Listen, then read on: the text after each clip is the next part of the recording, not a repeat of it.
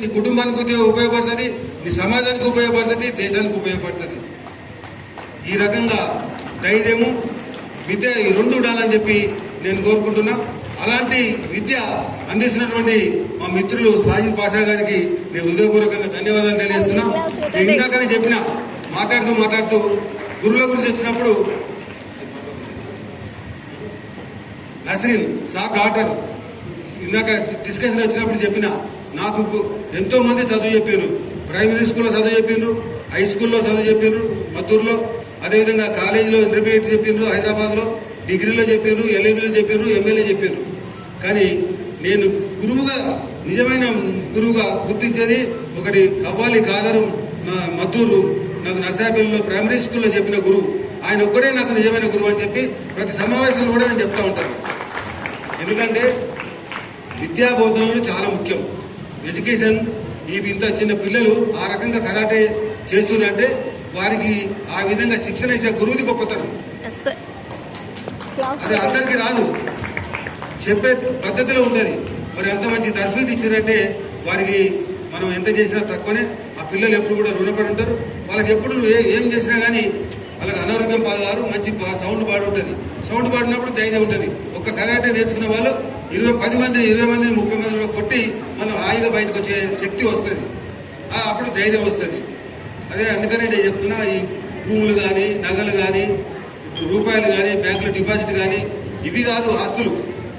ఈ 2 ఆస్తులు ఉంటేనే నీకు ధైర్యము అనేది ఒక ఆస్తి, విద్య అనేది 2వ ఆస్తి. ఈ 2 ఆస్తులు ఉన్నప్పుడే మిగతా ఆస్తులు అన్నీ ఉంటాయి మీ ఎమ్మడి.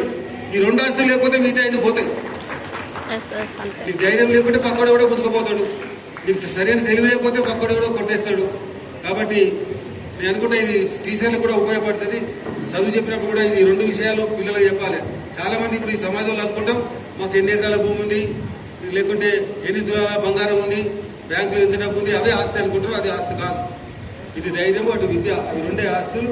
అవి 2 ఉంటే ఇవన్నీ సంపాదించుకోవచ్చు. ఈ 2 లేకపోతే అన్ని పోతాయి. కాబట్టి ఇది నిజమే. వాస్తవాన్ని సమాజంలో వాస్తవం ఏందో ఇప్పుడు కూడా చాలామంది తెలియదు. చాలామంది గురువులు కూడా చెప్పరు. కాబట్టి మరి ఈ రకంగా ఒక సౌండ్ బాడీని తయారు చేసి కరాటే ద్వారా నేను చూసిన చాలా వరకు ఆసనాలు సునాయాసంగా చేస్తున్నారు. ఈ వయస్సులోనే ఆ విధంగా బాడీ శరీరం అంతా బెండ్ అవుతుంది. పెద్దగా అయినాక వయసులో పెద్దగా అయిన తర్వాత 30 అయిన తర్వాత తక్కువ మందికి బెండింగ్ వస్తాయి. నేను 30 అయిన తర్వాత యోగా నేర్చుకున్నా. వీళ్ళు చేసిన దాంట్లో కొన్నేనే నాకు వస్తాయి యోగాలో.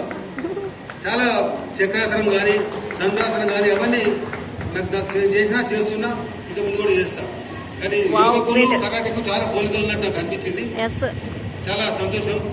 ఇంత చిన్న పిల్లలు ఈ రకంగా తయారు కావడం, వాళ్ళ లైఫ్లో కూడా వాళ్ళకు ఎలాంటి జబ్బులు రావు, వచ్చినా తక్కువ బాడీ. అందుకనే అందరూ కూడా బాడీ సౌండ్ ఉంచుకోవాలి.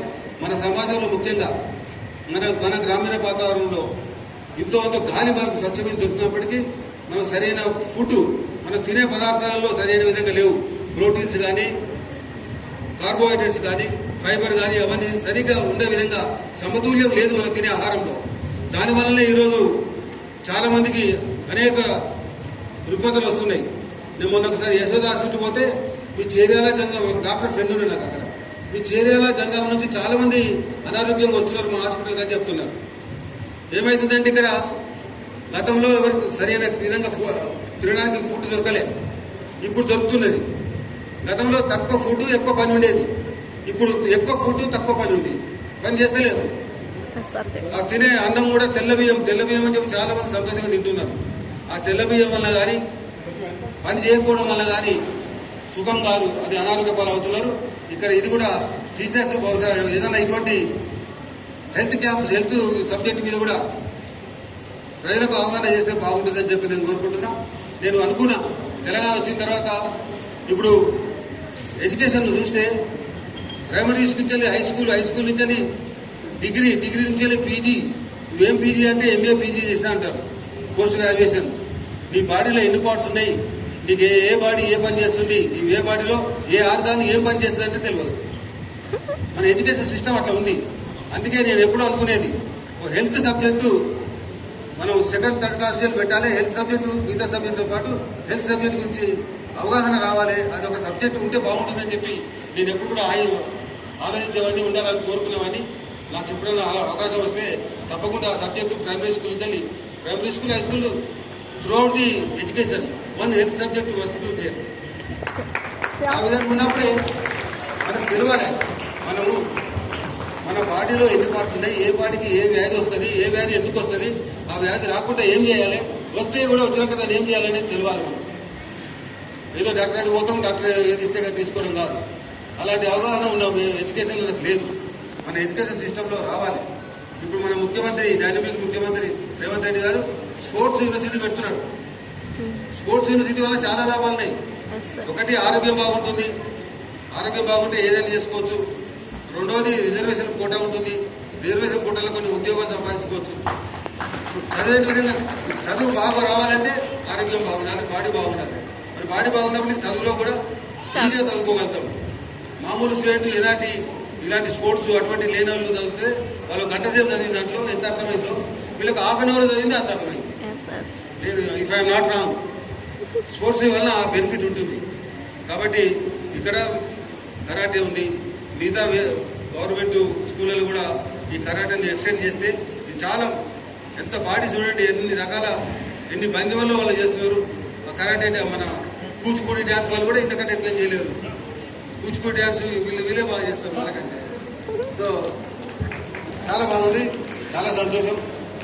మరి సాజిద్ బాషా గారికి డాక్టరేట్ కూడా వచ్చింది. వారికి హృదయపూర్వక కృతజ్ఞతలు.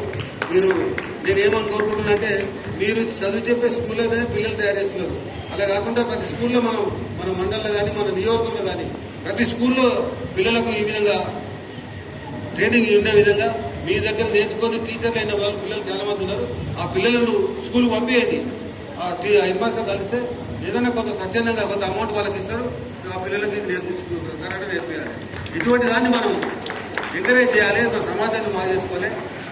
ఆరోగ్యమైన సమాజమే మనం ముందు కావాలి. తర్వాతనే మిగతా అన్ని.